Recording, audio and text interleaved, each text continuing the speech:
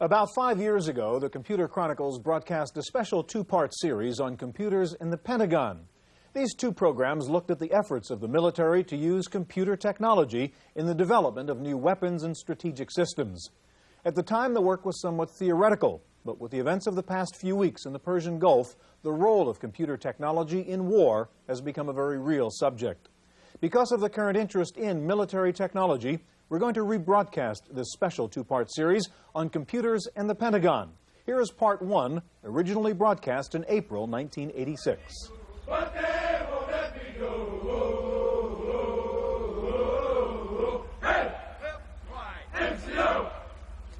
Traditionally, the military has meant this: soldiers, and war has been your men against my men. But today, military strategy increasingly involves computers, and war is becoming your computer versus my computer.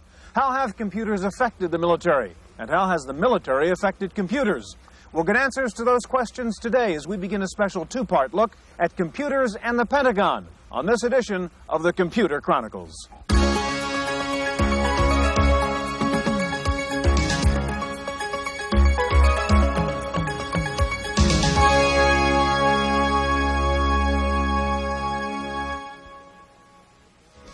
The Computer Chronicles is made possible in part by the Software Publishers Association, which reminds you it's a federal offense to copy software.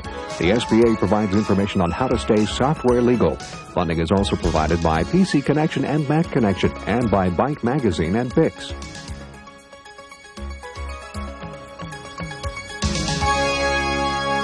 Welcome to the Computer Chronicles. I'm Stuart Chaffee, and this is Gary Kildall. Gary, we're watching the ancient art of war here. This is a game. We can see the old art of war involved bows and arrows and swords and so on. Today, war is really computers on one side and computers on the other side.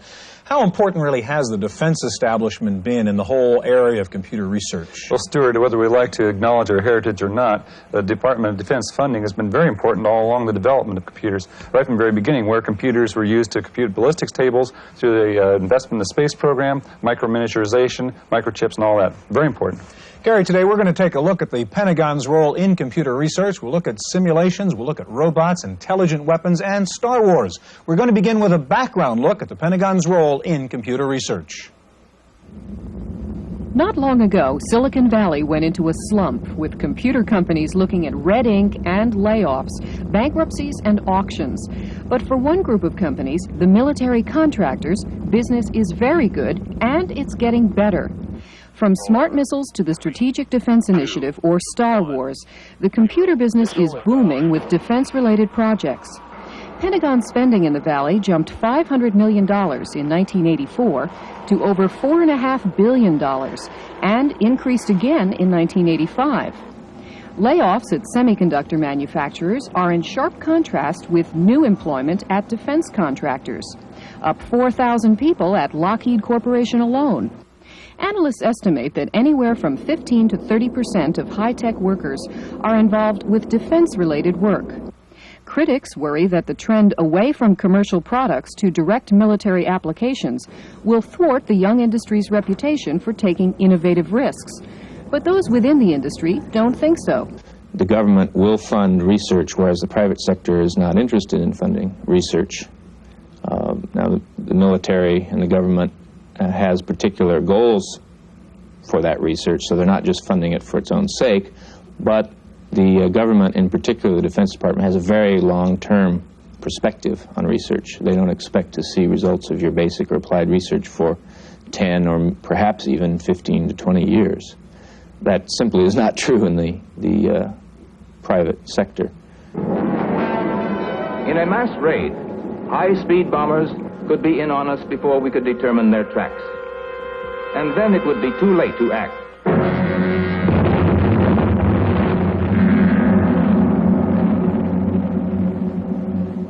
We cannot afford to take that chance. It is to meet this threat that the Air Force has been developing SAGE. The Pentagon's long reach into high-tech is nothing new, as this film from the 1950s demonstrates.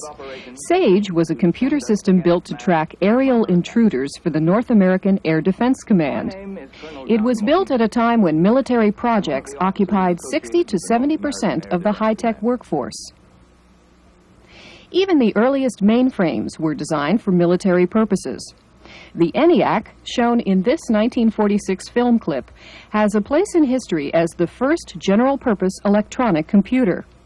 It was also funded by the U.S. Army to calculate shell trajectories and to produce artillery firing tables for wartime use, even if it did take 2 days of programming for a 20-second calculation.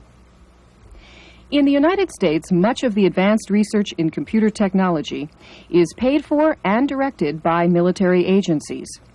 The Defense Advanced Research Projects Agency, or DARPA, funds research in the outer realm of technology.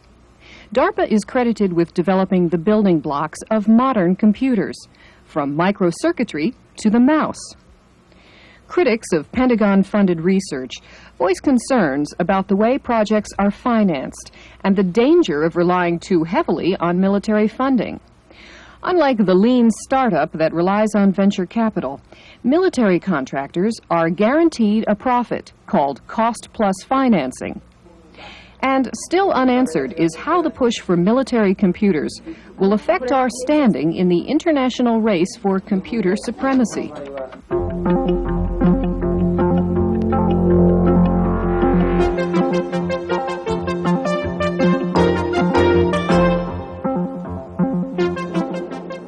One of the earliest uses of computers in the military was in the development of simulators for aircraft. While flight simulators have been around since World War II, the early models were mechanical. The computerized simulators were developed in the early 1970s.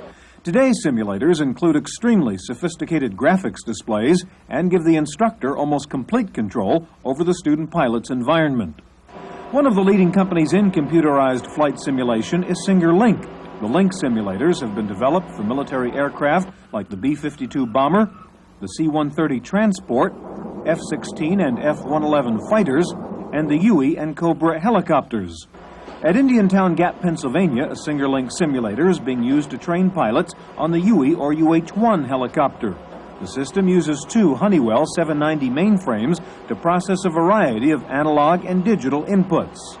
We feed analog input information through the A-to-D converter into the 790s, where it's distributed by cockpits.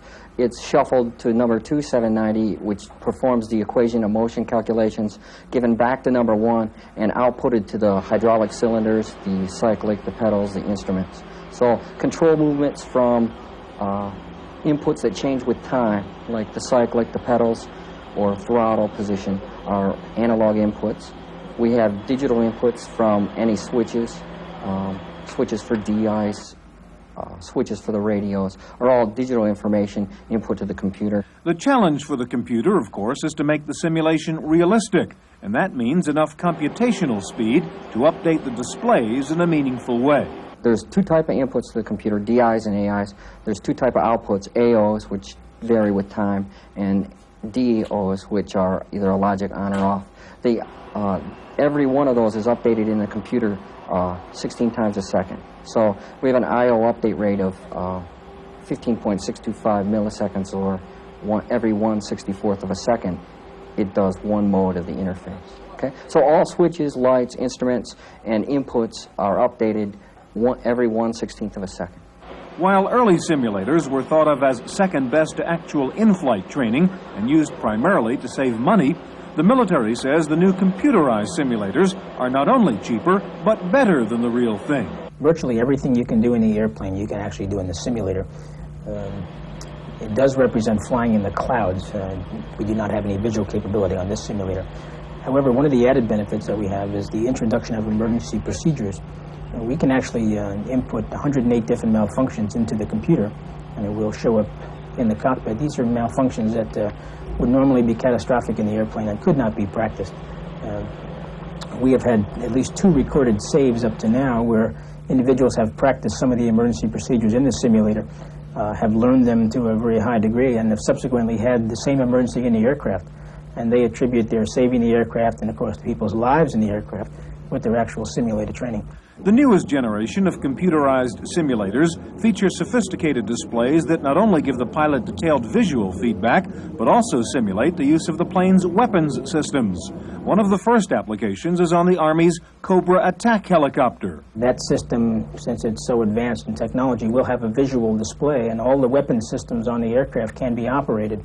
The benefit to this is the weapon systems are so expensive to operate, and ammunition is so expensive, and the limited areas that we can actually train in are so far away that they will be able to fire the weapon systems and to stay proficient in the weapon systems by using this.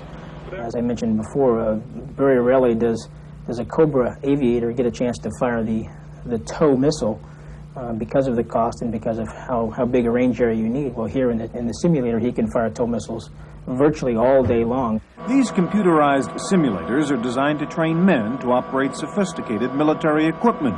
But in just a minute, we'll take a look at military robots that don't need any men at all.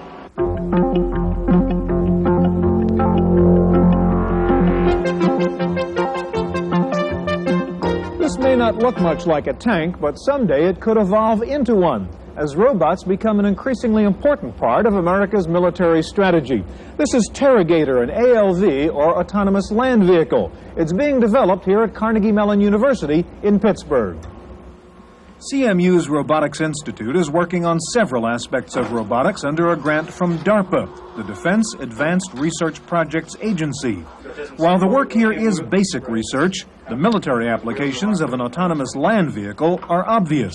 If you're in a new area where you don't know the terrain and you don't know what uses it has been put in, for example, there could be mines planted in a field.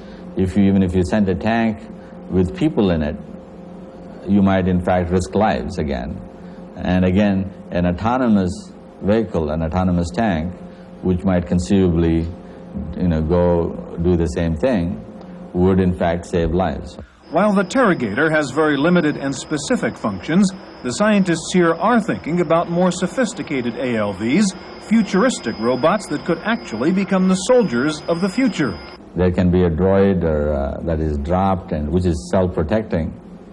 If you've been seeing the Empire Strikes Back, they have these little droids that are dropped, and they are completely able to protect themselves. They shoot back and they're able to sense who is there and so on, but they're mainly able to survive, and even their destruction serves a purpose. That the fact that they're not able to communicate back shows that there's an enemy of superior intelligence that has been able to destroy a weapon of this type, which then tells you something about who you're dealing with and in what situation. One of the fundamental questions being studied here is how should robots move, on legs or on wheels? Right now, the betting is that wheels will win. We built a six-legged vehicle, and now we are in the process of building a robot horse with 4 legs and gallop and do various kinds of gaits. But a large part of our research is wheeled vehicle research, because we think that is still going to be 80–90% of the need. Just because birds fly a certain way, you don't build airplanes the same way. So just because people walk doesn't mean you have to build robots that walk. But wheels present lots of problems. To move quickly, a robot may have to spin around. Not an easy task for a robot with old-fashioned wheels. So researchers here have literally reinvented the wheel and come up with one that goes forward and sideways. Another major problem in robotics is the sensory systems. The most simple human task can seem to be an impossible one for a robot. If a system has to go open the door and go outside, go through the corridor, we don't know how to do each of those steps. Opening the door without tearing the knob off is a very major problem. And the sensors, the touch sensors, and being able for a robot to feel and think and understand and do the right thing are things that have never been done before and will require many years of very sophisticated scientific research, if you will. And in the process, we'll create an understanding of a technology which will lead to household robots, perhaps, which will take care of the home and sweep the floors and answer the doorbell and get you a cup of coffee and all of those things. But the biggest problem for computer scientists here is vision. In order to open the door, you have to sense what it is there, where the knob is. And you can, if you look at that knob, you can see there are specular reflections. Those reflections make it appear as though there is a whole image of the whole room appearing on that little convex surface, which confuses the image further. And then after you decided that it has a round shape instead of an oval shape, grasping it is a problem. So there's a lot of image processing and a lot of data that comes in, and then a lot of thinking and interpretation that goes on in the environment. And then doing the actual task may be relatively simple compared to all the other things. Researchers here are approaching the vision problem from every possible angle. There are one-eyed robots, two-eyed robots, and robots with one eye which scans from side to side, much like a lizard. And there are robots with multiple vision systems, using video eyes, laser scanners, and sonar systems. But that creates a software problem, a problem of computer intelligence. That is the key problem in artificial intelligence, one of the key problems in artificial intelligence. Namely, if you have two experts, or two sensors, or two knowledge sources, telling you completely opposing things. One of them says there's an obstacle here, another one says the road is clear. Whom do you trust? How can you know what you do not know? People seem to somehow manage to make decisions under uncertainty, and giving a computer the same kind of plausible reasoning capabilities is something we're struggling with. We have simple solutions to it, but the problem is by no means solved. Perhaps the best example of the complexity of the vision problem for robots is what happened to Terragator one day while trying to follow a simple path. The path had a curve at a spot where there was a tree. The robot's computer is programmed to essentially follow a path in the middle of parallel lines. So the robot tried to walk up the tree thinking its parallel lines were more like a road than the curves of the actual road. The hardest problem is the problem of deciding what it is that you're seeing, the problem of vision. In the human brain, almost 30% of the human brain is dedicated to looking at a visual scene and interpreting it. That's a lot of computational power. And we still don't understand how to do it very well. And we have been working at it for now 20 years. And I expect we'll work at it for 20 more years. While researchers here in Pennsylvania are trying to solve the problems of robotics, across the country, computer scientists in California are working on the military applications of artificial intelligence. In just a moment, we'll take a look at an electronic scout, so stay with us.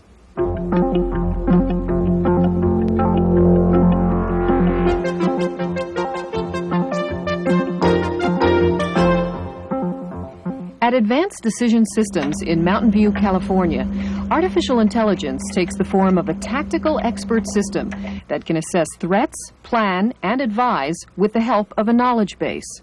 A prototype system for a pilot's assistant is particularly exemplary of the sorts of applications that we feel are important for the military, and also why they require so much research and such a long lead time compared with commercial products.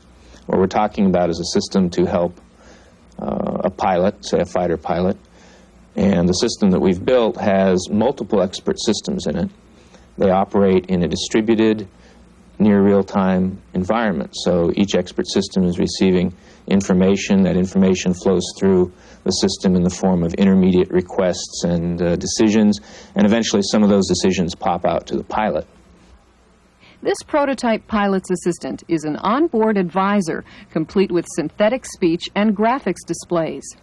Data flows between the situation assessor, monitoring the aircraft and potential threats, the pilot's interface, and the planning module, which will advise the pilot on the best course of action. In this simulation, the aircraft is following a valley along which are SAM missile sites. If the pilot requests a preview, the system's area map locates and displays newly detected missile sites along the plane's flight path. The planner charts a new route and recommends an attack. The pilot agrees to the plan, but the situation changes when an enemy helicopter is detected. The flight path is again changed. Then a missile launch is detected. The plane is hit. The System Health Module receives sensor data and makes a damage report to the pilot. The planner advises a new battle strategy based on the remaining capabilities of the damaged aircraft.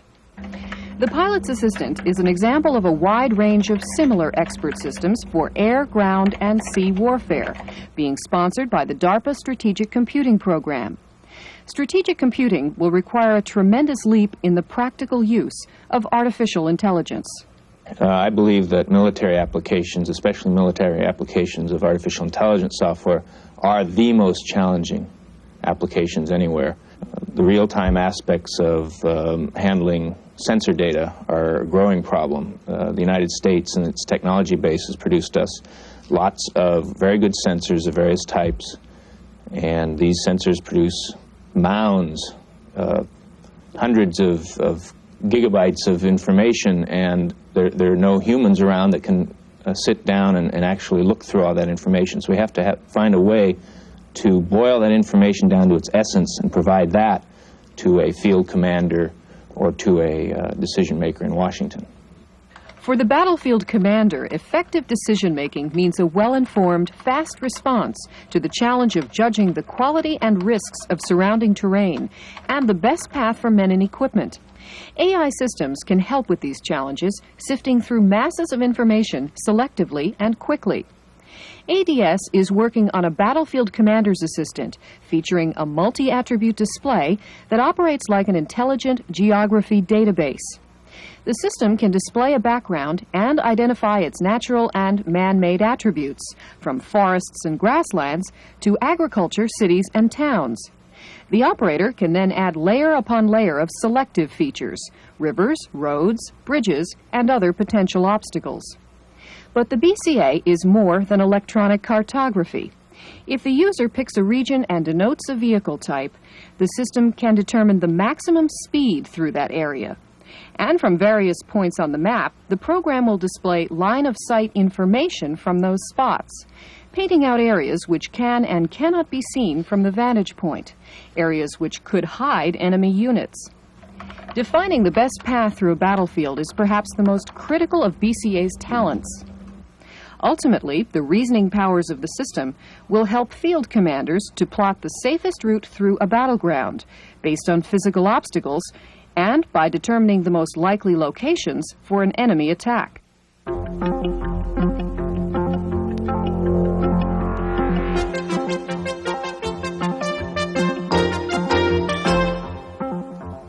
In the Random Access file this week, U.S. forces in the Persian Gulf are using many of the computer techniques developed over the last decade to wage and manage the war.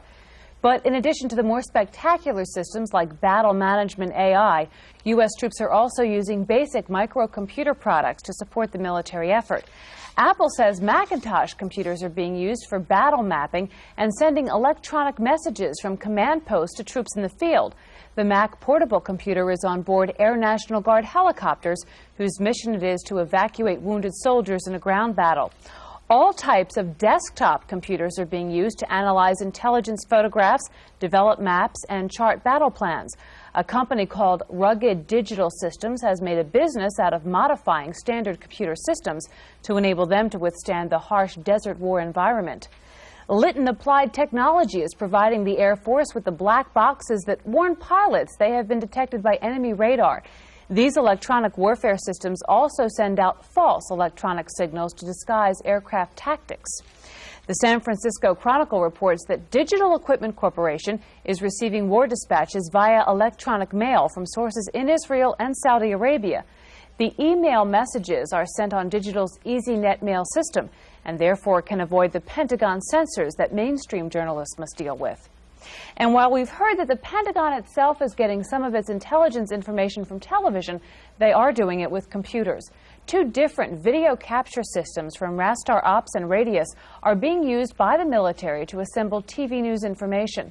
The boards allow intelligence personnel using PCs to freeze photographic images from live television signals and store them in digitized databases. In other computer news, Go Corporation has unveiled their PenPoint operating system. The system recognizes hand-printed characters for data entry. IBM, Grid, and NCR all have begun designing pen-based computers using PenPoint as an input device. The first pen-based systems won't be available, though, until the end of this year. Taking a look at this week's top 10 software titles for the Macintosh, Mac Connection reports that Macintax is in the #1 spot, followed by After Dark. In third place is SAM, and Quicken for the Mac is fourth. And in fifth place is Disk Doubler.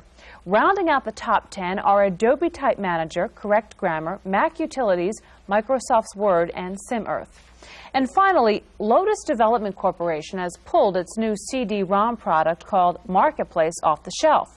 The product provided users with names, addresses, and marketing information on some 120 million consumers and 7 million businesses in the United States. Lotus was flooded with letters and electronic mail requests from people who wanted their names removed from the Marketplace database. Lotus said the simplest solution was to just pull the product off the market. And that's it for this week's Computer Chronicles. Next week, we'll have part 2 of our special series on computers in the Pentagon. Next week's program looks at the Navy's Aegis electronic warfare system and the new battle management software being used by the Air Force. And we'll also look at the SDI research that led to anti-missile weapons like the Patriot. I'm Kate McGargy. The Computer Chronicles is made possible in part by the Software Publishers Association, which reminds you it's a federal offense to copy software. The SBA provides information on how to stay software legal. Funding is also provided by PC Connection and Mac Connection, and by Byte Magazine and Bix. For a transcript of this week's Computer Chronicles, send $4 to PTV Publications, Post Office Box 701, Kent, Ohio, 44240. Please indicate program date.